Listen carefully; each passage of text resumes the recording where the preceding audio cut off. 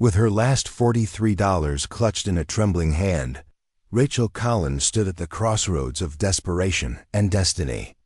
4 months of living in her car with her 8-year-old daughter Emma had hollowed her cheeks and darkened the circles under her eyes, but couldn't extinguish the fierce determination that had kept them going after her husband's death left them drowning in medical debt. Before we jump back in, tell us where you're tuning in from, and if this story touches you, make sure you're subscribed, because tomorrow, I've saved something extra special for you. The certified letter she held announcing her inheritance of her estranged grandfather's farm in rural Pinewood seemed like a cruel cosmic joke rather than salvation. The property was reportedly worthless, the soil barren, the buildings crumbling, and worst of all, her husband's wealthy family was already contesting the will, claiming she was unfit to manage any estate. The rain beat mercilessly against the windshield of Rachel's 12-year-old Honda as she navigated the narrow country roads toward Millstone Farm. The property had been in her mother's family for generations, though Rachel had never visited. Her mother had left Pinewood at 18, cutting all ties with her father, Rachel's grandfather Harrison, and refusing to ever discuss what had caused the irreparable rift. "Are we really going to live on a farm, Mom?" Emma asked, her voice small but hopeful from the back seat. She clutched her worn stuffed elephant, Mr. Trunks, the one constant in a life that had become increasingly unstable since her father's passing. "I'm not sure yet, sweetheart," Rachel answered honestly. "We're just going to check it out first. The lawyer said it needs a lot of work." That was an understatement. According to Walter Morris, the elderly attorney who had tracked Rachel down at the homeless shelter where she and Emma had sought refuge after 4 months of living in their car, had become unbearable as winter approached. "Your grandfather Harrison was eccentric," Morris had explained delicately. "The property has been neglected for decades. Most locals consider it worthless, but Harrison was adamant that it go to you specifically, despite never having met you." What Morris had failed to mention was the fierce opposition from the Preston family, Rachel's late husband's relatives. Nathan Preston had been the beloved son of one of the region's wealthiest families until he'd fallen in love with Rachel, a waitress with nothing to her name but dreams of becoming a teacher. The Prestons had disowned him, only to return like vultures when cancer claimed him at 36, leaving Rachel and Emma with nothing but crushing medical bills. Now they were contesting Harrison's will, claiming Rachel was an unfit guardian who shouldn't be entrusted with any property, no matter how worthless. The dilapidated wooden sign at the property entrance was barely visible through the downpour. Millstone Farm, 1891. The driveway was little more than a mud track leading to a 2-story farmhouse that looked like it belonged in a horror film. Paint peeled from the clapboard siding. Several windows were boarded up, and the wraparound porch sagged dangerously on one side. "It looks haunted," Emma whispered, pressing closer to Rachel as they sat in the idling car, gathering courage to make a dash through the rain. "It's just old and needs some love," Rachel replied, trying to inject optimism she didn't feel. "Like a story where the ugly duckling turns into a swan, remember?" Emma nodded, but her eyes remained wide with apprehension. Preparing and narrating this story took us a lot of time, so if you are enjoying it, subscribe to our channel. It means a lot to us. Now back to the story. They made a mad sprint to the porch, huddling under the sagging roof, as Rachel fumbled with the ancient key Morris had provided. The lock turned with a reluctant groan, and the door swung inward on protesting hinges, revealing darkness and the musty odor of abandonment. Rachel felt along the wall for a light switch, surprised when the antique fixture overhead actually flickered to life. "The utilities are still on," she remarked with genuine shock. "Mr. Morris made arrangements," came a voice from behind them, causing both Rachel and Emma to jump. A tall, broad-shouldered man in his early 40s stood on the porch, rain dripping from his battered leather jacket. "Sorry to startle you. I'm Sam Cooper, caretaker of the neighboring property. Morris asked me to check in, Make sure you found the place all right." "We did, thank you," Rachel replied cautiously, instinctively drawing Emma closer. Years of hardship had taught her to be wary of unexpected kindness. Cooper seemed to sense her hesitation. "I've left some firewood on the porch and some basic supplies in the kitchen. The old furnace is temperamental at best. Call if you need anything. My number's by the phone in the kitchen." With a nod, he turned and disappeared back into the rain before Rachel could properly thank him. The farmhouse interior was like stepping into a time capsule. Heavy wooden furniture from another era filled the living room. Bookshelves lined the walls, packed with volumes whose titles Rachel couldn't make out through the dust. A stone fireplace dominated one wall, and above it hung a portrait of a stern-faced man with piercing blue eyes that seemed to follow her movements. "Is that him? Great-Grandpa Harrison?" Emma asked, her voice hushed as if they were in a museum. "I think so," Rachel answered, studying the face for any resemblance to her mother or herself. There was something in the set of the jaw, perhaps, that reminded her of her own determination. As darkness fell, Rachel managed to start a fire in the ancient fireplace and prepare a simple meal from the supplies Cooper had left. They ate sitting on cushions before the fire, as most of the furniture was covered in dust sheets. Emma, exhausted from the journey and overwhelmed by their new circumstances, fell asleep wrapped in an old quilt Rachel had found in a cedar chest. Alone with her thoughts, Rachel wandered through the main floor, trying to assess what she'd gotten them into. The house was in disrepair, but not beyond saving. The bones seemed solid, though everything needed updating. In the corner of the living room stood a massive oak desk, its surface covered with papers, ledgers, and dusty file folders. Rachel approached it hesitantly, feeling like an intruder despite being the legal owner of everything around her. This was where she would need to start sorting through paperwork to determine what needed to be kept and what could be discarded. As she began organizing the scattered documents, Rachel found mostly what she expected: utility bills, property tax statements, equipment maintenance records.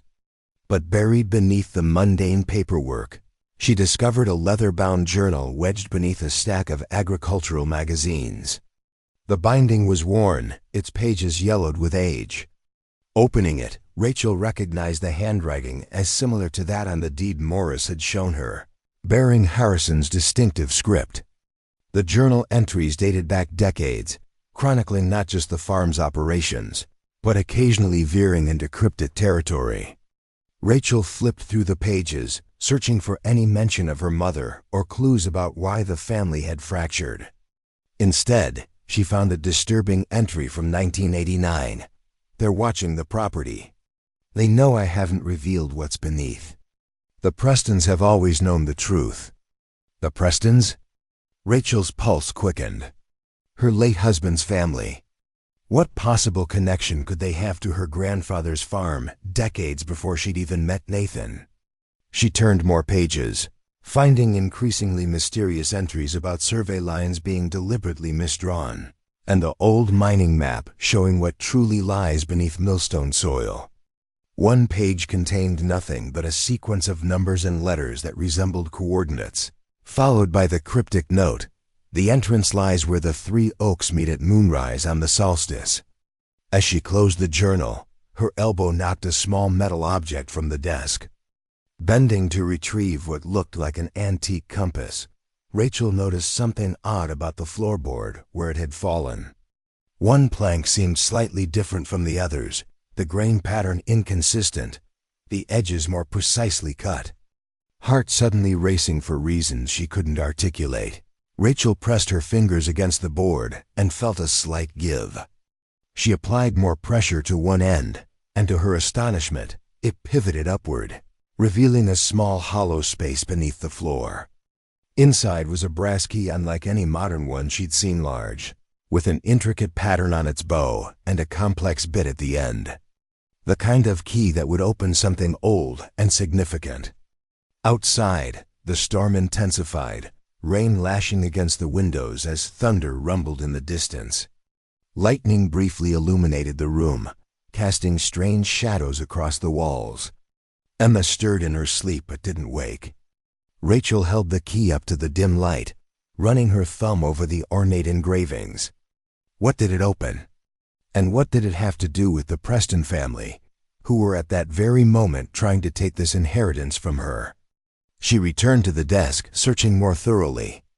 In a drawer beneath stacks of old correspondence, she found a small metal box locked with a simple latch. The brass key didn't fit this lock, but a letter opener from the desk drawer worked as an improvised tool. Inside was a yellowed map of the property, much larger than she'd been led to believe, with several areas marked with strange symbols. One location was circled repeatedly, a spot behind the barn labeled only with the initials PGS. Beneath the map was a black and white photograph of 3 men standing before what appeared to be a mine entrance. One was clearly a younger Harrison, his stern expression already forming. Beside him stood a man who bore a striking resemblance to Nathan's father, a Preston ancestor perhaps. The third man Rachel didn't recognize, but all 3 held mining tools and wore expressions that suggested their discovery was significant.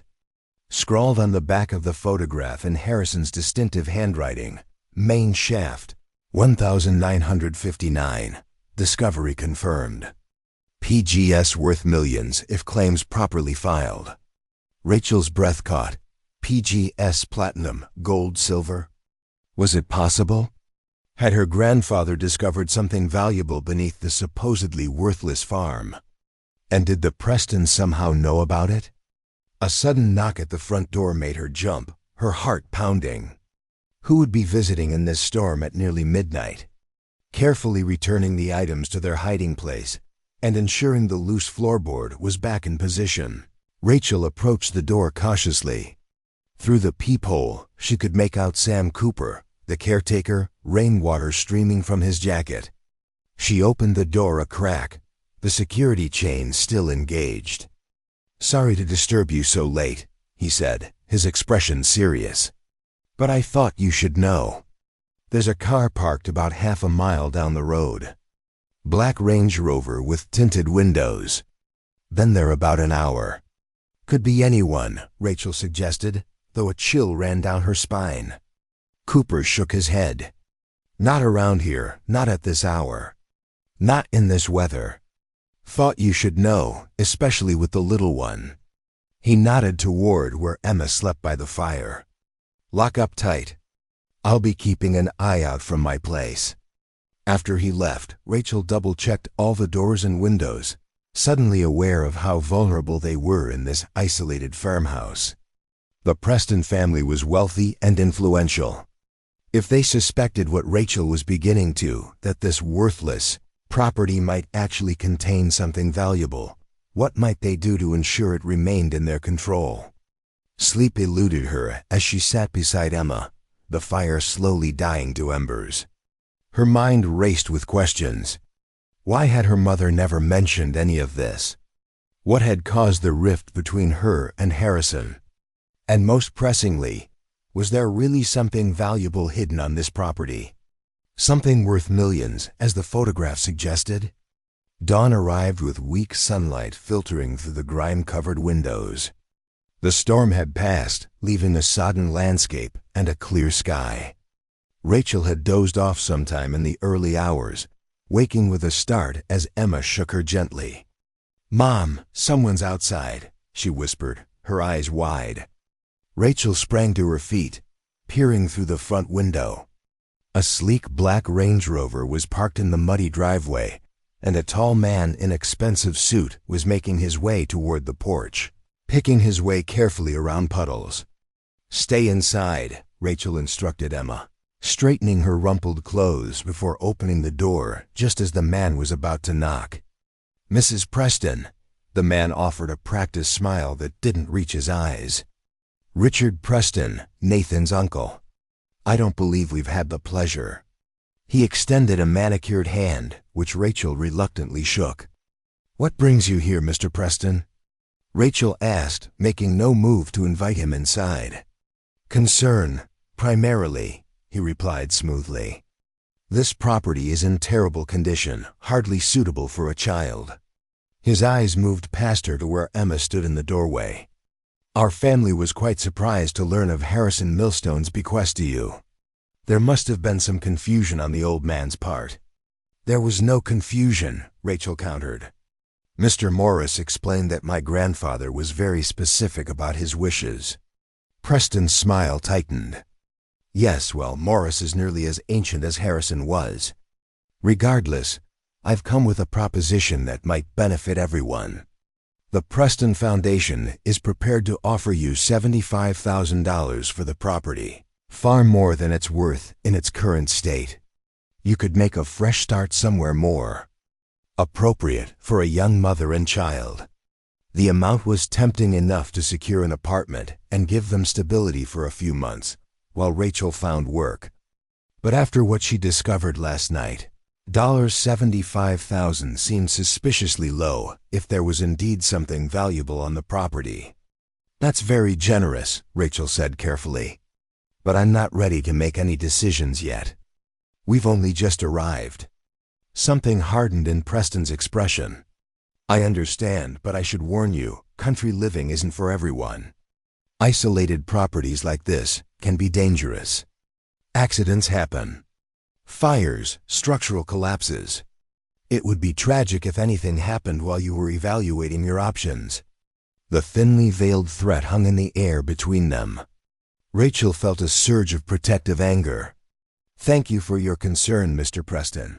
I'll be sure to have the property thoroughly inspected. Now, if you'll excuse us, we have a busy day ahead. As Preston returned to his vehicle, Rachel noticed Sam Cooper watching from the edge of the property, his stance suggesting he'd been prepared to intervene if necessary. The caretaker nodded to her once before disappearing back into the tree line. Mom, who was that man? Emma asked once they were alone. Someone who knew your dad's family, Rachel answered, not wanting to frighten her daughter with the full truth. He wanted to buy the farm from us. Are we going to sell it? Emma's voice held a note of disappointment. Despite its condition, the farm represented stability after months of uncertainty. Not yet, Rachel decided. First, I think we need to explore what Great-Grandpa Harrison left for us. There might be more here than meets the eye. Over breakfast prepared on the ancient but functional stove, Rachel formulated a plan. She needed to understand what PGS meant and why the Prestons were so interested in a supposedly worthless property. Most importantly, she needed to find what the brass key opened. Can we explore outside? Emma asked, her initial fear of the property giving way to childish curiosity, now that daylight had transformed the foreboding shadows into merely shabby reality. Yes, but stay where I can see you, Rachel cautioned. Some of the buildings might not be safe. The farm spread out before them as they stepped onto the porch. Once productive fields, now reclaimed by wild grasses, stretched toward distant woods. A weathered barn listed slightly to one side, and several outbuildings stood in various states of disrepair. Beyond them, hills rose gently, marking the property's boundaries. It was larger than Rachel had initially thought, encompassing at least 120 acres from what she could see. Was Great-Grandpa Harrison a farmer? Emma asked as they made their way toward the barn. I think so once, Rachel replied. But he must have stopped farming a long time ago. The barn's heavy sliding door protested with a groan of rusted metal as Rachel pulled it open. Inside, shafts of sunlight cut through gaps in the roof, illuminating dancing dust motes.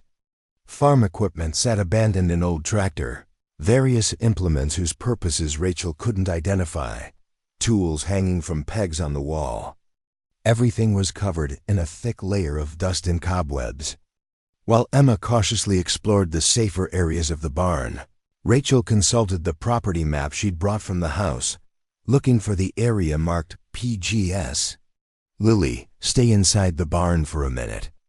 I'm going to check something out back, Rachel called, receiving a distracted acknowledgement as her daughter examined a shelf of dusty mason jars.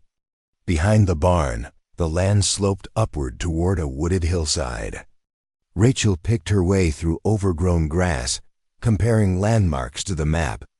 After about 150 yards, she spotted them, 3 massive oak trees arranged in a rough triangle, just as the map indicated.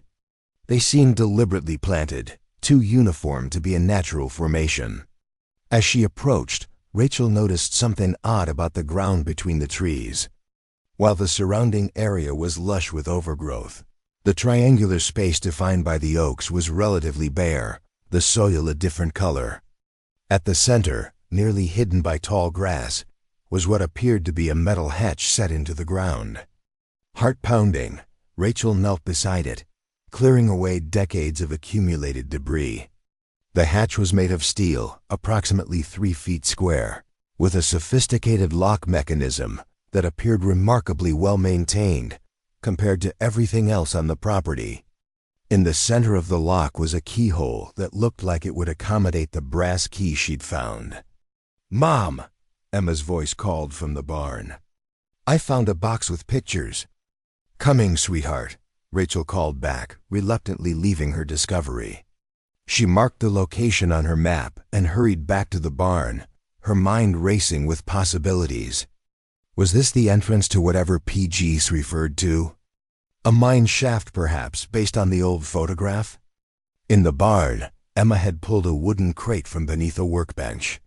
Inside were dozens of photographs, newspaper clippings, and what appeared to be official documents, all related to mining operations. One newspaper headline from 1960 caught Rachel's eye: "Disputed mineral claims in Pinewood County dismissed by court." The accompanying article detailed how Harrison Millstone had filed claims for platinum, gold, and silver deposits allegedly discovered on his property, only to have them dismissed when survey maps presented by Preston Mining Corporation showed the deposits were actually located on their adjacent land. Harrison had accused the Prestons of falsifying survey data, but lacked evidence to prove his allegations. "Look at this, Mom." Emma held up a photograph of a smiling young woman standing beside Harrison, a woman who bore a striking resemblance to Rachel's mother. On the back was written, "Elaine, age 17, at the secondary shaft entrance. She understands what was stolen from us and will continue the fight if necessary." Rachel's mother had known about whatever was hidden on the property. Had she fled not because of a rift with Harrison, but to escape the conflict with the Prestons? And if so, why had she never returned or explained any of this to Rachel? Their exploration was interrupted by the sound of vehicles approaching.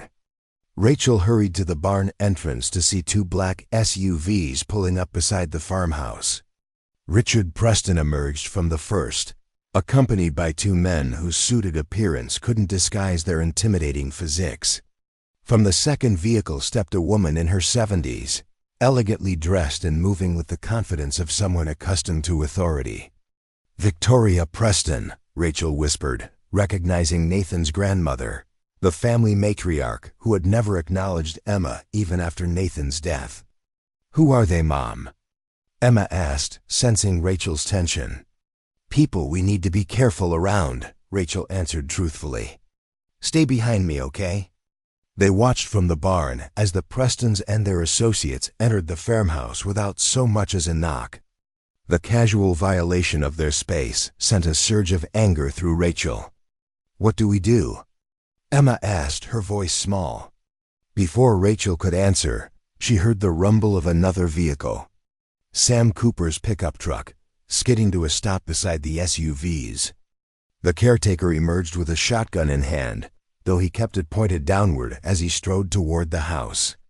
"Stay here," Rachel instructed Emma, placing her in a corner of the barn, hidden from the entrance. "Don't come out until I call for you, no matter what you hear." With the property map and the brass key secured in her pocket, Rachel hurried toward the confrontation unfolding on her porch. As she approached, she could hear raised voices, Cooper, demanding the Prestons leave private property. Victoria Preston's icy response claiming they had every right to be there as the rightful stewards of the region's resources. "Mrs. Preston."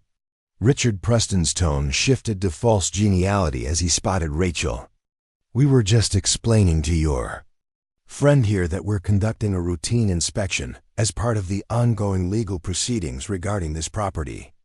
There are no ongoing legal proceedings that would authorize you to enter my home without permission," Rachel countered, a confidence in her voice that surprised even her. "This property belongs to me and my daughter, legally bequeathed by Harrison Millstone." Victoria Preston stepped forward, her steel-gray eyes appraising Rachel coldly. "My dear, you're out of your depth. This dispute dates back long before you were born. Harrison Millstone was a thief and a fraud who spent decades trying to steal what rightfully belongs to the Preston family." "Interesting perspective," Rachel replied. "I've been finding evidence that suggests exactly the opposite, that the Prestons falsified survey data in the 1950s to steal mineral rights that belonged to my grandfather." A flicker of alarm crossed Victoria's composed features. "Whatever delusions Harrison passed on to you will find no sympathy in any court. The surveys were verified by county officials." "Officials on the Preston payroll," Cooper interjected. "Everyone in these parts knows how your family operates, Mrs. Preston." Victoria ignored him, focusing on Rachel. "Be reasonable. You're a homeless widow with a young child. This property is worthless for farming. The soil was depleted decades ago. Take our offer $150,000 now and spare yourself years of pointless legal battles you cannot win." The doubled offer confirmed Rachel's suspicions. The Prestons were desperate to acquire the property, which meant whatever lay beneath it was significant. "I appreciate your concern for our welfare," Rachel said, matching Victoria's cold tone. "But we'll be staying. Now please leave my property before I call the sheriff." "A mistake," Victoria said softly. "One I hope you don't come to regret too severely." With a nod to her associates, she returned to her vehicle, Richard following after throwing a look at Rachel that contained equal parts anger and calculation. As the SUVs pulled away, Cooper lowered his shotgun. "You've stirred up the hornet's nest now," he observed. "They'll be back with lawyers, maybe worse." "Why are you helping us?" Rachel asked directly. "You don't know me." Cooper's weathered face softened slightly. "I knew Harrison. He was a good man, driven half mad by what the Prestons did to him. He hired me 15 years ago to keep an eye on the place. Told me someday his granddaughter might come to claim what was rightfully hers." He gestured vaguely at her disheveled appearance. "I didn't expect you'd be quite so desperate." Rachel supplied with a hint of dark humor. "Determined," Cooper corrected. "Harrison would have approved. Now, you'd better show me what you found that's got the Prestons so rattled they'd send the family matriarch herself to deal with you." Rachel led Cooper to the farmhouse where she showed him the journal, map, and photograph from beneath the floorboard. As the caretaker examined the materials, Emma returned from the barn, clutching a small metal box she'd discovered. "Look what I found, Mom," she exclaimed, setting the rusted container on the kitchen table. Unlike the other discoveries, this box had a simple clasp that opened without need of a key. Inside was a collection of geological reports, mineral assays, and a small vial containing what appeared to be gold flakes suspended in liquid. Cooper whistled softly as he examined the contents. Harrison always maintained there was a major platinum deposit on this property, along with gold and silver. The PGS he marked on the map stands for platinum gold silver. The Prestons knew about it because Harrison originally partnered with William Preston Richards, grandfather, to develop the mine. "So what happened?" Rachel asked, spreading the documents across the table. According to Harrison, the Prestons falsified the survey boundaries. Once they realized how valuable the deposit was, they used their influence with county officials to have the claim recordings altered. When Harrison tried to fight it, they threatened him, said they'd make sure he'd never sell an ounce of grain in the county again if he didn't drop it. Why didn't he just sell the farm and move away? Rachel wondered. Cooper's expression grew solemn. because he discovered the main vein was accessible from his property through an entrance the Prestons didn't know about. He spent years secretly mining small amounts, enough to sustain himself without drawing attention. But he always believed someday he'd find a way to prove the Prestons had swindled him and reclaim the entire deposit. And did he find proof? Rachel asked. I don't know. He became increasingly secretive in his final years. All I know is he was absolutely certain the property rightfully belonged to his bloodline, and that someday justice would be served. Rachel looked at the brass key she'd found. I think I know what this opens. There's a metal hatch between the 3 oak trees behind the barn. Cooper's eyes widened. That must be the secondary shaft entrance. Harrison never showed me that said some secrets were for family only. Then let's go see what my grandfather wanted his family to find, Rachel said, gathering the most important documents into a backpack. Emma, stay close to me. The 3 made their way back to the oak triangle, where Rachel knelt beside the metal hatch. The brass key slid perfectly into the lock, turning with surprising ease given its age. The hatch opened to reveal a set of metal rungs leading down into darkness. Wait here with Emma, Rachel instructed Cooper. If I'm not back in 30 minutes, take her somewhere safe away from the Prestons. Mom, no! Emma protested, grabbing Rachel's arm. What if you get hurt down there? Rachel hugged her daughter tightly. I'll be careful, I promise. But we need to know what's down there before the Prestons come back. Mr. Cooper will protect you if anything happens. Using the flashlight from her phone, Rachel began her descent. The air grew cooler as she climbed down, carrying the earthy scent of soil and something metallic. After about 25 feet, her feet touched solid ground. The beam of her flashlight revealed a tunnel shored up with ancient timbers extending into darkness. The passage was surprisingly well maintained, with no sign of collapse or major deterioration. Harrison had clearly invested significant effort in its upkeep. Rachel followed the tunnel, which sloped gently downward for about 60 yards before opening into a larger chamber. What she saw there made her gasp.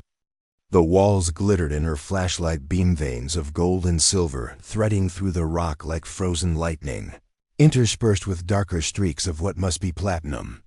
Mining equipment stood ready for use picks, shovels, even a small cart on rails.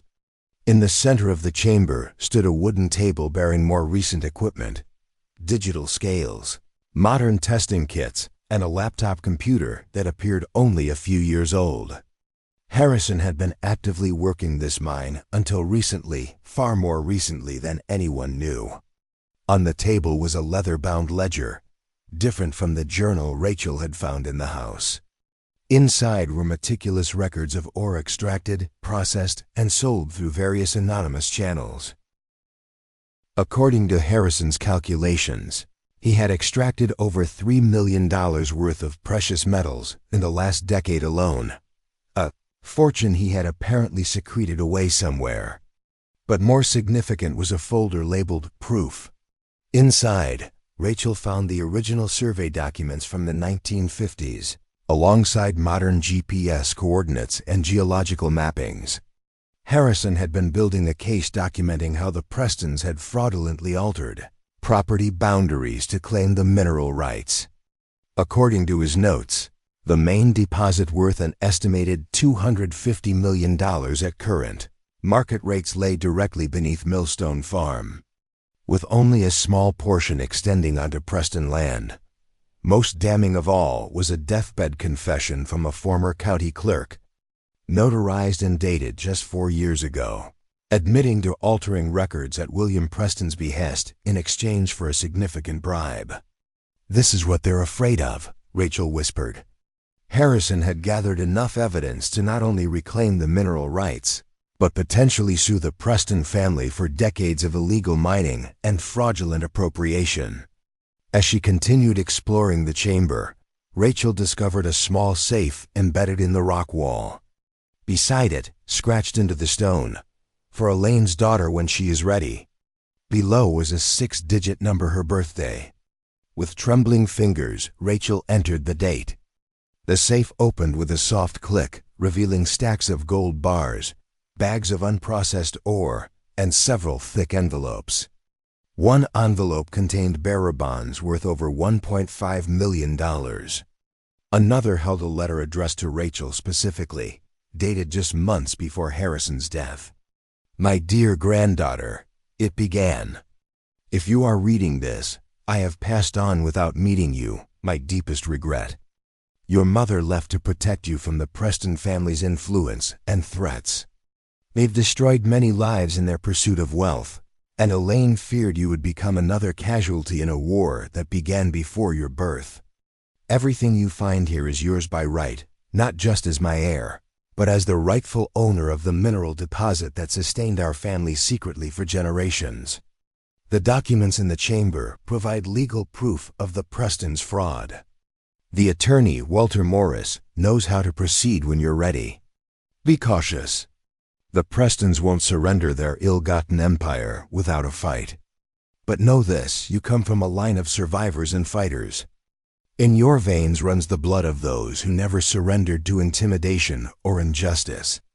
Your inheritance isn't just platinum, gold, and silver, but the strength to reclaim what was stolen from us. With love and faith in you, Harrison Millstone." Tears streamed down Rachel's face as she read her grandfather's words.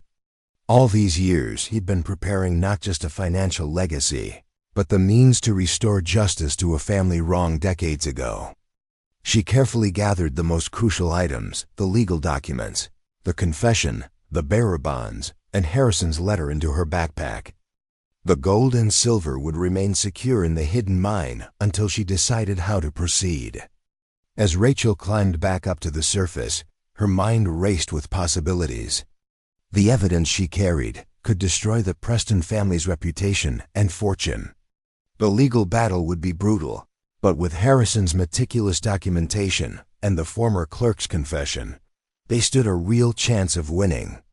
She emerged from the hatch to find Cooper and Emma waiting anxiously. "You were down there forever," Emma exclaimed, throwing her arms around Rachel's waist. "What did you find?" "Everything," she replied softly. "Harrison left us everything we need to take down the Prestons and reclaim what's ours." She quickly explained her discoveries as they made their way back to the farmhouse. Cooper listened in growing amazement, occasionally shaking his head in disbelief. Harrison was always 3 steps ahead of everyone, he marveled. "But you need to be careful. Once the Prestons realize what you found, they'll stop at nothing to silence you. We need to get these documents to Morris immediately," Rachel decided, "and then find somewhere safe to stay while he prepares the legal case." As they approached the farmhouse, Cooper suddenly raised his hand, signaling them to stop.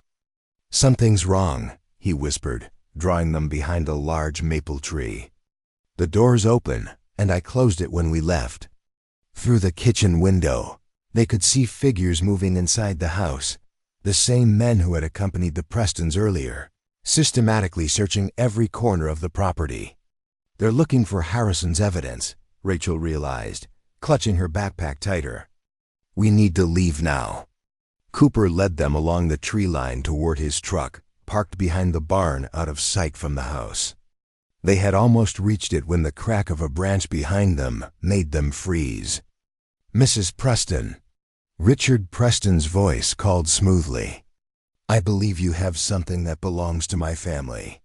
They turned to find him standing 20 yards away, a pistol held casually at his side. His expression was calm, almost regretful. "The only things I have are what my grandfather left me," Rachel replied, pushing Emma behind her. "Which is considerably more than the worthless property you tried to buy from me this morning." Preston's smile tightened. "Harrison Millstone was a thief who stole geological data from my grandfather and spent decades trying to undermine our rightful claims. Whatever you found in that mine is Preston property." "The county clerk's confession says otherwise," Rachel countered, watching his expression shift to alarm, as do the original, unaltered survey documents Harrison preserved. "Your family falsified boundaries, bribed officials, and stole a fortune that rightfully belonged to the Millstones. Those are serious accusations, Preston said, his voice hardening as he raised the pistol slightly. Accusations that would be difficult to prove if those documents were to disappear along with anyone who's seen them. Cooper subtly shifted, placing himself between Rachel, Emma, and Preston. "You're making a mistake, Richard," he warned. "This isn't the 1950s when your family could make people disappear without consequences." "On the contrary," Preston replied, "some things never change.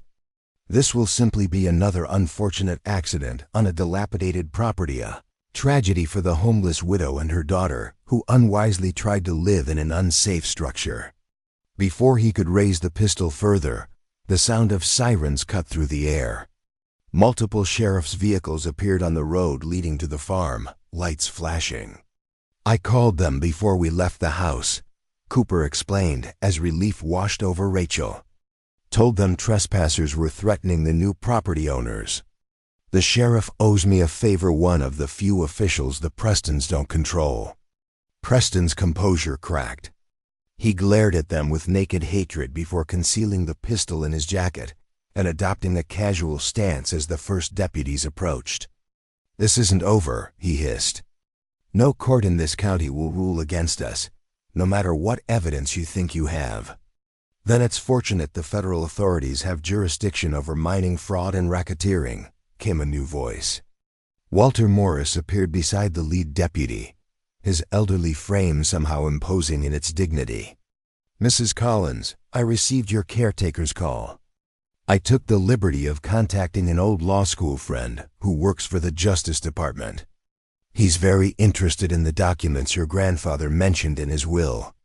The next hours passed in a blur as Rachel provided statements to the sheriff's deputies and turned over copies of the key documents to Morris and the federal agent who arrived shortly afterward.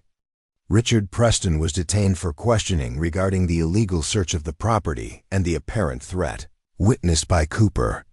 By nightfall, Rachel and Emma were settled in Morris's guest house in town, a secure location where the Prestons couldn't reach them. The attorney had arranged for round-the-clock security while the federal investigation began. "What happens now?" Rachel asked as Morris reviewed the material she'd found in the mine. The elderly attorney looked up, his eyes bright with something like vindication. "Now we file a federal case for fraud, racketeering, and illegal appropriation of mineral rights. With these documents, especially the clerk's confession and the original survey maps, we have an excellent chance of success. The Prestons will fight back with everything they have," Rachel noted, glancing toward the bedroom where Emma had finally fallen asleep after the traumatic day. "Of course they will," Morris agreed. "They've built their empire on this platinum deposit. But Harrison prepared for this battle his entire life, gathering evidence piece by piece, waiting for the right moment. He chose you as his heir, not just because you're his blood, but because he believed you would have the courage to finish what he started." "I never even met him," Rachel said softly. "How could he know what I would do?" Morris smiled gently. "He kept track of you from afar. Knew you married Nathan Preston against his family's wishes. Knew you stayed by his side through his illness despite the Prestons cutting him off. Knew you fought to keep your daughter fed and sheltered even when everything was against you. Harrison recognized his own determination in you.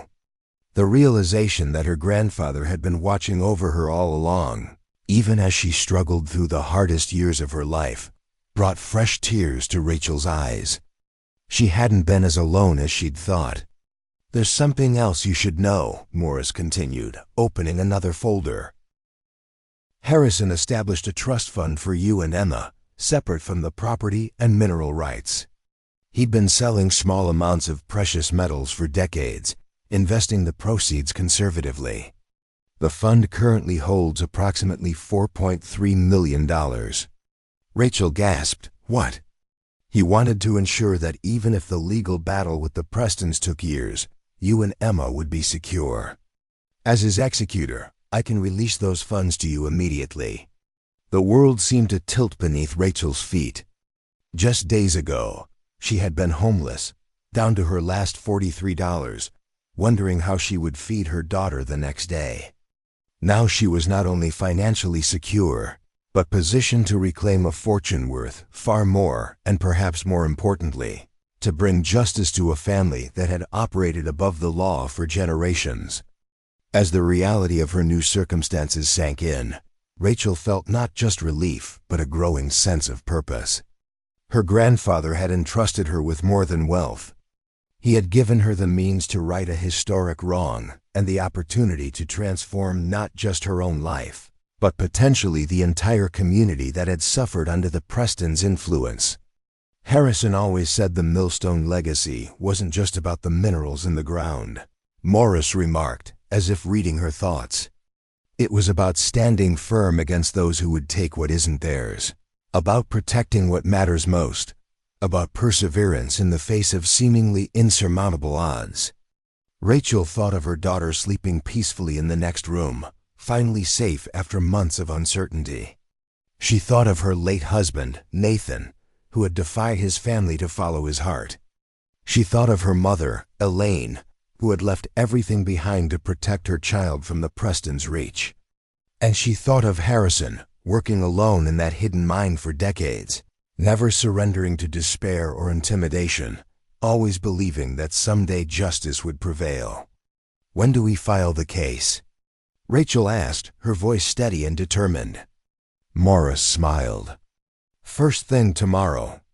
The Prestons won't know what hit them." As Morris gathered his papers to leave, Rachel stepped onto the porch of the guest house. The night was clear, stars spread across the sky like diamonds on black velvet. Somewhere in the distance lay Millstone Farm, not the worthless property the Prestons had tried to buy for a pittance, but the gateway to a fortune they had stolen generations ago. More importantly, it was her heritage, the physical embodiment of her family's resilience and determination. Harrison hadn't just left her platinum, gold, and silver. He had bequeathed her the chance to rewrite a story of injustice that had shaped 3 generations of her family. Tomorrow would bring the beginning of a legal battle that might take years to resolve. The Prestons would deploy every resource at their disposal to maintain their ill-gotten empire. But for the first time since Nathan's death had sent her life spiraling into poverty and desperation, Rachel felt equal to the challenge ahead. She wasn't just fighting for wealth or even justice in the abstract. She was fighting for her daughter's future, for her family's legacy, and for every person the Prestons had ever bullied, cheated, or threatened into submission. As she turned to go back inside, Rachel caught a glimpse of her reflection in the window glass. Behind the exhaustion and worry that had become permanent fixtures on her face, she could see something new emerging, the same determined set of the jaw she had noticed in Harrison's portrait. The unflinching gaze of someone who would not be intimidated or defeated. "Thank you, grandfather," she whispered to the night sky. "I won't let you down." Inside, she checked on Emma once more, tucking the blanket around her sleeping form. Tomorrow would be another challenging day in what promised to be a long struggle. But they would face it with resources they hadn't possessed just days ago: financial security, powerful allies, compelling evidence, and most importantly, the knowledge that they were continuing a fight for justice that had spanned generations.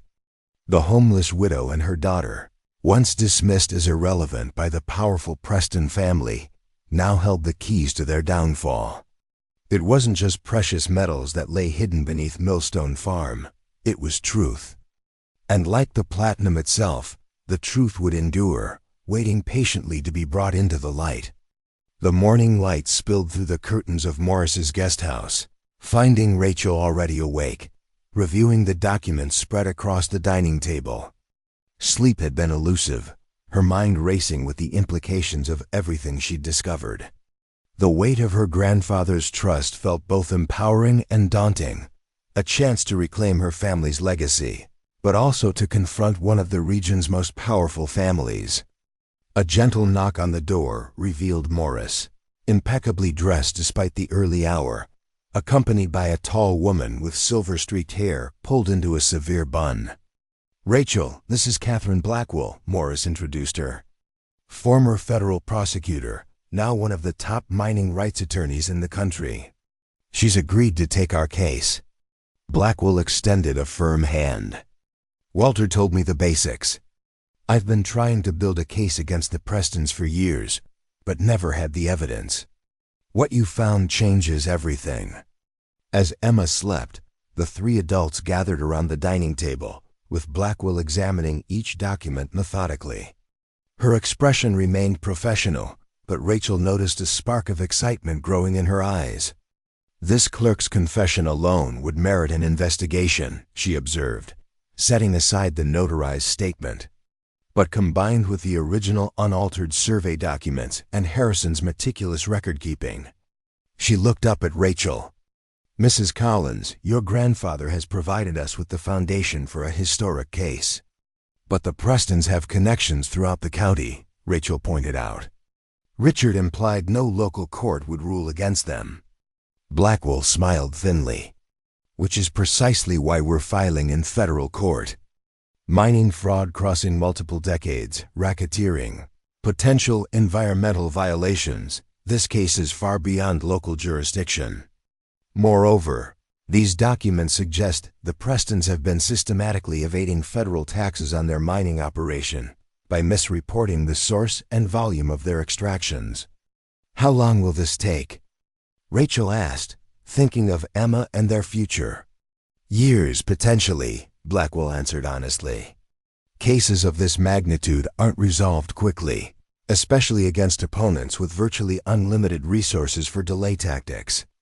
The trust fund will ensure you and Emma are secure during the litigation, Morris reminded her. Harrison anticipated a long battle. Rachel nodded, feeling a renewed appreciation for her grandfather's foresight. And the farm, is it safe for us to return there? Hayes and Blackwell exchanged glances. The sheriff has posted deputies at the property for now, Morris explained. But I wouldn't recommend living there until we've taken formal legal steps to protect your interests. The Prestons' initial reaction will be aggressive.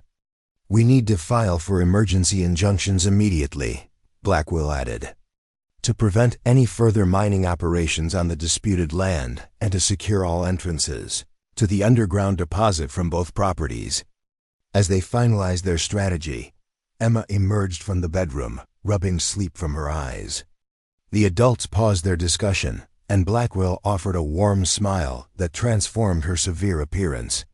You must be Emma, she said. Your great-grandfather left some very important things for your mom to find. Emma studied this stern-looking attorney before deciding she was trustworthy. Is that why the scary men were at our farm? Because of the treasure? Something like that, Rachel confirmed, pulling her daughter into a hug. Miss Blackwell is going to help us make sure those men can't bother us anymore. Are we still going to live at the farm? Emma asked, a note of hope in her voice despite yesterday's frightening events. Already, the dilapidated property represented more stability than they'd known in months. Not right away, Rachel explained gently. We need to make sure it's safe first. But Mr. Morris has found us a place to stay in town while we work things out. Morris nodded. A small house just a few blocks from here. Nothing fancy, but comfortable and secure. The trust fund can cover it easily. As they prepared to leave for the courthouse to file the initial documents, Rachel's phone rang a number she didn't recognize. Mrs. Collins, came a familiar voice when she answered. Alexander Preston. I believe we need to talk. Rachel tensed, putting the call on speaker so Morris and Blackwell could hear. I think our families have said everything necessary to each other. Not quite, Alexander replied, his tone surprisingly conciliatory. I'm calling without my family's knowledge. I've recently learned some disturbing information about my grandfather's business practices, and I'd like to meet neutral ground, public place. No lawyers, just conversation. Blackwell shook her head vehemently, mouthing trap silently. Why would I agree to that? Rachel asked, following Blackwell's lead. Because I may have information that strengthens your case, Alexander answered, And because I believe my family has made a grave error in how they've approached this situation, particularly yesterday's events. After a moment of silent consultation with her attorneys, Rachel agreed to meet Alexander at a bustling cafe in the center of town, public enough to be safe, with Morris waiting inconspicuously at a nearby table. "This is extremely inadvisable," Blackwell warned as they prepared to depart. "The Prestons are desperate and cornered. A dangerous combination." "That's exactly why I need to understand what Alexander wants," Rachel countered. "Harrison's documents mention a rift in the Preston family years ago, disagreements about how the mining operation was managed. If Alexander truly has misgivings, he could be a powerful ally." The cafe was crowded when Rachel arrived, providing the anonymity of numbers. She spotted Alexander immediately, tall like his uncle, but leaner, with a thoughtful face that lacked Richard's predatory calculation. He rose as she approached, gesturing to the chair across from him. "Thank you for coming," he began. "I know you have no reason to trust any Preston at this point." "None whatsoever," Rachel agreed, studying him carefully. "Especially after your uncle threatened my daughter and me at gunpoint." Alexander's expression darkened. "I've only just learned of that incident. Richard has been relieved of his position in the family business, effective immediately." "By your grandmother?" Rachel asked skeptically. "By me," Alexander replied. "Contrary to appearances, I became majority shareholder of Preston Mining last year when my father passed. My grandmother and uncle have operated largely unchecked because I've been focused on our legitimate businesses elsewhere. That changes today." Rachel remained silent, waiting for him to continue. "I've spent the morning reviewing documents from our corporate archives," Alexander explained, sliding a folder across the table. "These corroborate many of Harrison Millstone's claims. The original survey boundaries were indeed altered by my grandfather in 1957, and there appears to have been systematic falsification of production records to conceal the extent of the deposit and its precise location." Rachel glanced at the papers, internal memos, handwritten notes, and technical surveys that matched what Harrison had documented in his hidden chamber. "Why are you showing me this?" she asked cautiously. Alexander leaned forward. "Because I want to offer a settlement. One that acknowledges the wrong done to your family while preserving what's salvageable of mine." "What kind of settlement?" "Full acknowledgement of the Millstone claim to the mineral rights. Compensation for all platinum, gold, and silver extracted illegally since 1957. With interest, our accountants estimate that figure at approximately $78 million. A public apology from the Preston family, and a 35% stake in the legitimate, properly licensed mining operation we would establish together moving forward." Rachel blinked, stunned by the unexpectedly comprehensive offer. "Why would you do this?" Alexander's expression was solemn. "3 reasons. First, it's the right thing to do. I've built my reputation on ethical business practices, and I won't perpetuate a fraud begun by my grandfather, no matter the cost. Second, the alternative is worse. If this goes to federal court, the Preston family won't just lose the mine, we'll face criminal charges, massive fines, and the complete destruction of businesses that employ hundreds of people in this region. And third," he hesitated, "Nathan was my cousin. I respected his decision to marry for love rather than family advantage. The way my family treated him during his illness was unconscionable.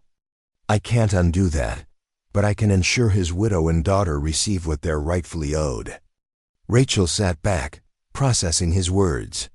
The offer was generous by any standard, life-changing money and ongoing income from the mine, without years of uncertain litigation.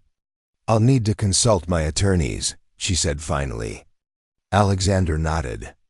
"Of course, but there's a complication. My grandmother and uncle don't know I've approached you, and they're planning their own countermove. Richard may have been sidelined officially, but he still has considerable influence with certain members of the board." "What kind of countermove?" They filed emergency motions to have the entire Millstone Farm property condemned as unsafe, citing yesterday's confrontation as evidence of dangerous conditions. They're also attempting to challenge Harrison's mental competency at the time he changed his will to name you as beneficiary. Rachel's anger flared. Your family is relentless. The old guard is, Alexander agreed. But they don't speak for all of us anymore. I need your answer within 48 hours before their legal maneuvers gain traction. Back at Morris's office, Rachel relayed the conversation to her legal team. Blackwell examined Alexander's documents with professional skepticism. These appear authentic, she admitted reluctantly. And the offer is surprisingly more than fair, actually. The question is whether we can trust Alexander to honor it when his family will undoubtedly fight him every step of the way. There's also the matter of Harrison's wishes, Morris added quietly. He spent his life building a case for full restoration of his rights. Would he want you to settle, even for such a substantial amount? Rachel considered this as she watched Emma drawing contentedly in the corner of the office. Her daughter's future security was paramount, more important than abstract notions of complete vindication. Harrison wanted justice, she said slowly. But he also wanted to ensure his family was protected. I think he would understand pragmatism, especially if it means Emma and I can move forward without years of ugliness and uncertainty. Blackwell nodded. If you want to accept Alexander's offer, we'll draft settlement terms that protect your interests completely, ironclad guarantees, independent auditing of the mining operation, full disclosure of all historical extraction data. And what about the rest of the Preston family? Rachel asked. Alexander may be sincere, but his grandmother and uncle tried to intimidate us off the property just yesterday. That's the greatest risk, Morris acknowledged. Even as majority shareholder, Alexander will face significant internal opposition. Their discussion was interrupted by a commotion in the outer office. The door burst open to reveal Victoria Preston herself, imperious and rigid with fury, flanked by two men in expensive suits. So it's true, the family matriarch spat, her cold gaze fixed on Rachel. My grandson has betrayed his family heritage to negotiate with you behind our backs. Blackwell rose, interposing herself between Victoria and Rachel. Mrs. Preston, this is a private legal consultation. I must ask you to leave immediately. Victoria ignored her. Whatever Alexander has offered you, I'm prepared to double it with one condition. You sign a comprehensive non-disclosure agreement and leave this county permanently. Take your money and your child and disappear. The naked hostility in the elderly woman's voice sent a chill through Rachel. This wasn't just about business or mineral rights. This was personal vendetta spanning generations. Mrs. Preston, Rachel replied calmly, I'm not interested in being paid to disappear. My grandfather left me more than money. He left me the truth about what your family did to him. That truth deserves to be acknowledged, not buried under more secrecy. Victoria's composure cracked, revealing the rage beneath. Your grandfather was a thief who tried to steal what belonged to the Prestons. Just like your mother tried to steal my son away, filling his head with nonsense about love and family beyond his proper station. The outburst froze everyone in the room. Even Victoria's companions looked uncomfortable at this unexpected revelation. My mother? Rachel whispered, stunned. What does she have to do with this? Victoria realized her error too late, pressing her lips into a thin line of displeasure. Morris stepped forward, his elderly frame somehow imposing in the tense silence. Perhaps Mrs. Preston is referring to the fact that Elaine Millstone and James Preston, her son, were romantically involved before Elaine left town abruptly in 1992. Rachel stared at the older woman, pieces suddenly falling into place. My father was a Preston? The implications were staggering. If true, it meant Nathan hadn't just married outside his social circle. He had unwittingly married his own cousin. Victoria's expression confirmed it, before she could regain her composure. "That gold digger trapped my son just like you trapped Nathan. The Millstones have been trying to infiltrate my family for generations, trying to steal what we built." "That's enough, grandmother." Alexander Preston stood in the doorway, his expression a mixture of disgust and resignation. "You've said more than enough." The room fell silent as Alexander entered, closing the door firmly behind him. He addressed Rachel directly. "I had planned to discuss this with you privately, but since my grandmother has forced the issue, yes, James Preston was your biological father. He wanted to marry your mother, but my grandparents threatened to disinherit him. When Elaine discovered she was pregnant, she left town rather than face their wrath or force James to choose between her and his family. So Nathan was—" Rachel couldn't finish the sentence. "Your first cousin, though neither of you knew it," Alexander confirmed gently. "My father, James's brother, suspected the connection but kept it quiet at my grandmother's insistence." Victoria remained rigid with fury. "This changes nothing. The Millstone claim is still fraudulent, and we will fight it through every court in this country if necessary." "No, we won't," Alexander countered firmly. "The board meeting this morning was quite clear. As CEO and majority shareholder, I've been authorized to negotiate a full settlement, acknowledging the Millstone claim and compensating the family for decades of illegal extraction." "You'll destroy everything your grandfather built," Victoria seethed. "My grandfather built an empire on stolen rights," Alexander replied evenly. "I'm choosing to rebuild it on honesty and restitution." The vote was 8-2, grandmother. Only you and Richard opposed the settlement. Victoria Preston drew herself up, dignity reasserting itself over rage. "This isn't finished. The Preston legacy won't be dismantled by a sentimental fool and a homeless gold digger." With that, she swept from the room, her attorneys following in awkward silence. When they were gone, Alexander turned to Rachel. "I apologize for my grandmother's behavior and for the shock of learning about your parentage this way. I had hoped to break that news more gently." Rachel was still processing the revelation. "My mother never told me who my father was. She always changed the subject when I asked." "She was protecting you," Alexander suggested, "and possibly James as well.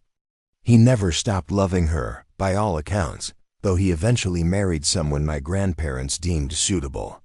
He died when I was very young." The parallels were striking her mother and James, then Rachel and Nathan. Both relationships severed by the Preston family's rigid adherence to class distinctions and dynastic ambitions. "Does this change your settlement offer?" Rachel asked, coming back to the practical reality of their situation. "Not at all," Alexander assured her. "If anything, it strengthens my resolve to make this right. You and Emma are Prestons by blood, whether my grandmother accepts it or not. The fortune built from that mine belongs partly to you by heritage as well as by legal right." Blackwell cleared her throat. "If you're both amenable, I suggest we proceed immediately with drafting the settlement agreement. The sooner we have signatures on paper, the better for all concerned." The next hours were consumed with legal details as Blackwell and Morris worked with Alexander's attorneys to craft a comprehensive settlement that would protect Rachel's interests while allowing the Preston mining operation to continue under new, legitimate parameters. Late in the afternoon, as the final documents were being prepared, Rachel stepped outside for a moment of air. The day's revelations had left her emotionally drained. Her entire understanding of her family history had been upended. Yet somehow, Harrison had known or suspected the truth all along. His determination to reclaim his rights from the Prestons had taken on new meaning. He had been fighting not just for justice, but for his daughter and granddaughter's rightful heritage. Alexander joined her on the steps of the law office. "Are you all right?" he asked simply. "I'm not sure," Rachel admitted. "Yesterday, I was a homeless widow with a worthless inheritance. Today, I'm a millionaire with a platinum mine and a family connection to the people who tried to steal it from me. It's a lot to process. For what it's worth, I think Nathan would be proud of how you've handled all this, Alexander offered. He always said you were the strongest person he knew. Rachel smiled faintly at the memory of her late husband. He was biased. He was right, Alexander countered. Not many people would have stood up to the Prestons the way you have. Fewer still would consider a settlement that leaves the family with any dignity intact. They stood in companionable silence for a moment before Rachel asked the question that had been bothering her. Why didn't you approach me when Nathan was sick? When we were losing everything to medical bills and your family had cut him off? Alexander's expression clouded with regret. I was overseas managing our Asian operations. By the time I returned and learned what had happened, Nathan was gone, and you had disappeared. I tried to find you, but you'd already left town. He hesitated. I'd like to think I would have helped had I known. Rachel nodded, accepting his explanation without fully absolving him. The past couldn't be changed, but the future, Emma's future, could be secured through the decisions they were making today. When they returned inside, the settlement documents were ready. Rachel read through each page carefully under Blackwell's guidance before signing her name. Alexander followed suit, his signature marking the end of a conflict that had spanned 3 generations. I'll file these with the court immediately, Blackwell announced. Once approved, the first compensation payment will be transferred within 10 business days. And the mine? Rachel asked. Joint operation can begin as soon as we secure the proper federal permits, Alexander explained. The geological surveys suggest at least 35 more years of productive extraction with modern methods. As they gathered their documents, Morris drew Rachel aside. There's one more matter we should discuss: Millstone Farm itself. What are your plans for the property? Rachel had been considering this question throughout the day's negotiations. The farm represented both her grandfather's legacy and the site of a traumatic confrontation. Yet, it also offered possibilities that hadn't existed before. I want to restore it, she decided. Not just the house and buildings, but the land itself. Harrison's notes mentioned the soil was depleted from years of poor management.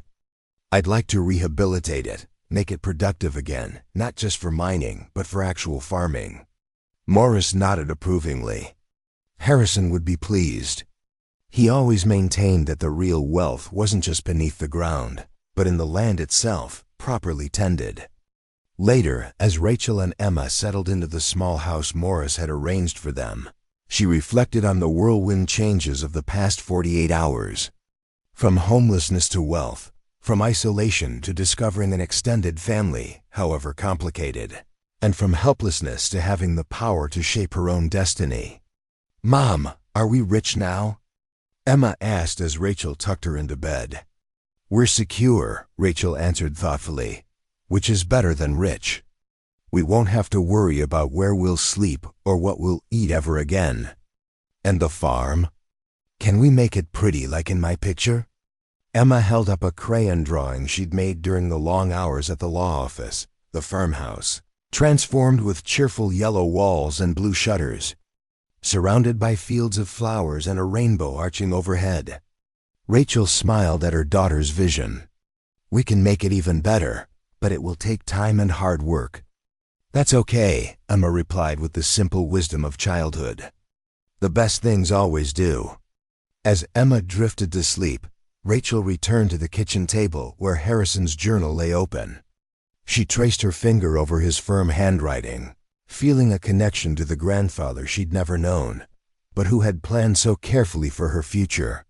Thank you, she whispered to the empty room. For not giving up, for believing justice would eventually prevail, for leaving us more than platinum and gold.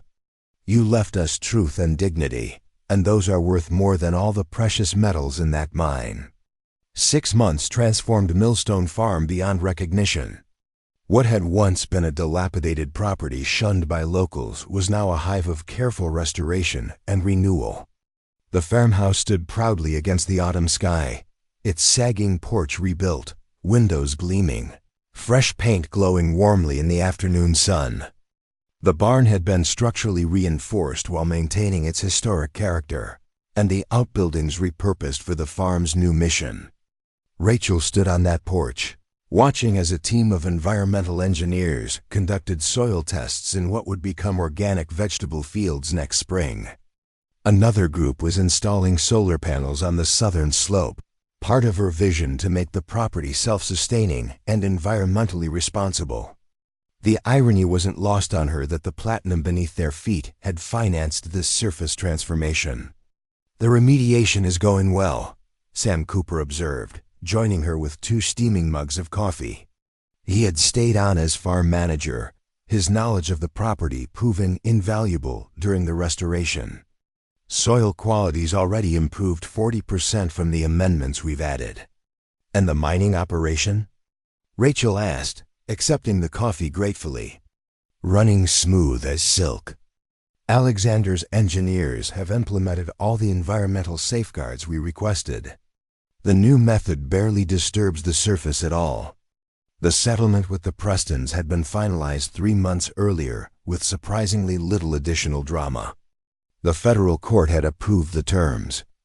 The initial compensation payment of $78 million had been transferred to Rachel's accounts, and the joint mining venture had received its permits with record speed, thanks partly to Catherine Blackwell's connections in Washington. Only Victoria and Richard Preston had maintained their opposition, filing a series of increasingly desperate legal challenges that were summarily dismissed. Their final attempt to petition claiming Rachel was mentally unfit to manage her daughter's interests due to trauma-induced delusions had backfired spectacularly when the judge ordered a psychiatric evaluation of Victoria instead, citing her disturbing pattern of vindictive litigation. 2 weeks after that humiliation, Victoria Preston had suffered a severe stroke. She now resided in an exclusive care facility, her once formidable mind diminished, though her bitterness remained intact. Richard had disappeared to Switzerland, effectively exiled from the family business by Alexander's newly consolidated leadership. "Mom, come see." Emma's excited voice called from the edge of the orchard. They'd planted heritage apple varieties that, Harrison's journals mentioned, had once thrived on the property decades earlier. Rachel found her daughter kneeling beside a small sapling, carefully placing stones in a decorative circle around its base. "I'm making it pretty," Emma explained. "And Dr. Jensen said rocks help keep the moisture in the soil." She referred to the agricultural scientist, who visited weekly to oversee the farm's rehabilitation and who had taken a special interest in educating the curious 8-year-old about sustainable farming practices. "It looks beautiful," Rachel agreed, struck by how much her daughter had flourished in these past months. The shadows of uncertainty that had haunted Emma during their homeless period had vanished, replaced by confidence and creativity. The child who had once clutched her stuffed elephant in fear now explored the farm with boundless curiosity, collecting insects for examination and learning the names of wild plants. "Is Uncle Alexander coming to the ceremony tomorrow?" Emma asked, arranging her stones with careful precision. The term uncle had evolved organically as Alexander became a regular presence in their lives. The revelation of their biological connection had initially been shocking, but over time it had created an unexpected bridge between the Millstone and Preston legacies, a living reminder that the two families had always been more intertwined than either had acknowledged. "He'll be there," Rachel confirmed, "along with everyone else who helped us." Tomorrow marked the official opening of the Harrison Millstone Foundation for Sustainable Agriculture and Environmental Justice, the nonprofit organization Rachel had established with a significant portion of the settlement funds. The foundation would provide educational programs, research grants, and legal assistance to small farmers facing environmental challenges or corporate pressure causes Harrison would have championed. The ceremony would also unveil the memorial garden, a peaceful space behind the farmhouse where they had interred Harrison's ashes. Finally brought home from the modest cemetery plot where he'd rested temporarily since his death. Beside the garden stood a small museum chronicling the farm's history and the decades-long struggle for justice, testament to one man's unwavering belief that truth would eventually prevail. "Mrs. Collins," a voice called from the driveway. Rachel turned to see Dr. Maya Patel, the foundation's newly appointed executive director, approaching with a stack of files. "Sorry to interrupt, but I have the final list of grant applications for your review. 32 farmers from across the state seeking assistance with everything from drought mitigation to fighting pipeline easements through their properties." "I'll be right there," Rachel responded, giving Emma a quick hug before heading toward the farmhouse's new east wing, which housed the foundation's offices. Inside, the renovation had masterfully blended the historic character of the old farmhouse with modern functionality. The original hardwood floors had been restored to a warm glow, while the technological infrastructure would have impressed any corporate headquarters. Staff members, many hired from local families who had once depended on Preston Industries for employment, moved purposefully through the space, preparing for tomorrow's ceremony. In her office, Harrison's former study, now restored with his desk as its centerpiece, Rachel reviewed the grant applications with Dr. Patel. Each represented a family or community facing challenges similar to what Harrison had encountered. Powerful interests threatening their land, livelihoods, and environmental health. "I'd like to fund them all," Rachel decided, closing the last file. "Set up site visits so we can determine the specific support each needs beyond financial assistance." Patel smiled. "I thought you might say that. I've already started scheduling the visits." She hesitated before adding, "There's one more thing. Victoria Preston's nurse called this morning. She's asking to see you." Rachel stilled, surprised by the request. She had visited Victoria once after her stroke, a tense encounter where the elderly woman had been unable to speak but had communicated her continued hatred through eyes that remained sharp with resentment. "Did she say why?" "Apparently, she's been reviewing family albums with her therapist, part of her cognitive rehabilitation. She found something she wants to show you. The nurse thinks it might be important." Rachel considered declining. The legal battles were over, the settlement finalized. There was no practical need to engage with Victoria again. Yet, something, perhaps Harrison's influence, urged her toward closure rather than continued animosity. "I'll go tomorrow afternoon after the ceremony," she decided. That evening, as sunset painted the rolling hills in gold and crimson, guests began arriving for the pre-ceremony dinner. Morris came with his grandchildren, his frail frame belying the sharp legal mind that had helped orchestrate their victory. Catherine Blackwell arrived with federal officials interested in the innovative mining practices being implemented. Farmers and environmental advocates from across the region mingled with local families who had quietly supported Harrison through his decades of isolation. Alexander Preston arrived last, bringing news that had the gathering buzzing with excitement. The federal investigation into the historical mining fraud has uncovered evidence of similar schemes in 3 other counties, he announced. Families who lost their mineral rights decades ago, just like the Millstones, may finally see justice.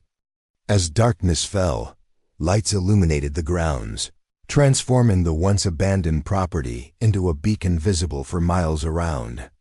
Standing on the porch, watching Emma proudly showing Morris's grandchildren the apple tree she had helped plant, Rachel felt a profound sense of rightness, as if pieces of a complex puzzle had finally aligned.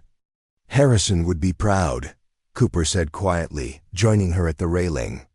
"Not just of the foundation of the farm, but of how you've managed to transform conflict into cooperation." Rachel smiled, thinking of the mining operation that now employed dozens of local workers under the joint Millstone-Preston banner. The environmental restoration projects expanding to neighboring properties. the educational programs already taking shape for the coming spring. "He spent his life fighting for justice," she replied. "But I think what he really wanted was restoration of the land, of the truth, of his family's place in the community." The next morning dawned clear and crisp, perfect weather for the ceremony that brought over 250 people to Millstone Farm. Local media covered the event, fascinated by the story of the homeless widow who had inherited what appeared to be a worthless property, only to discover a fortune and a family legacy of perseverance. Standing at the podium erected near Harrison's Memorial Garden, Rachel looked out at the gathered crowd, a community united not by the divisions of the past, but by hope for the future. "My grandfather Harrison Millstone never gave up," she began. "Not when powerful interests stole what was rightfully his. Not when he was isolated and labeled as crazy for speaking truth to power. Not when decades passed without justice. He kept faith that someday the truth would prevail." But Harrison's vision wasn't just about righting a historical wrong. It was about stewardship of the land, of resources, of community trust. "The platinum beneath this farm is valuable. But what grows above it, what we build together on this soil, that's the true legacy he wanted to leave." As the ceremony concluded and the Harrison Millstone Foundation officially opened its doors, Rachel knew that the story that had begun with her desperate arrival at a seemingly worthless farm had transformed into something far more valuable than the minerals hidden beneath the soil.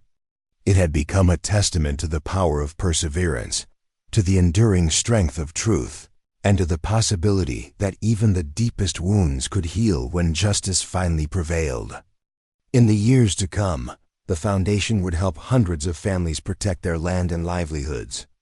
The farm would produce award-winning organic crops, and the mining operation would set new standards for environmental responsibility.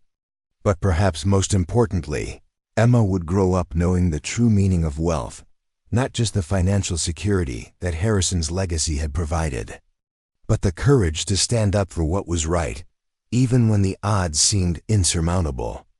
The inheritance that had seemed worthless had proved to be priceless, not just in material terms, but in the legacy of perseverance and principle it represented.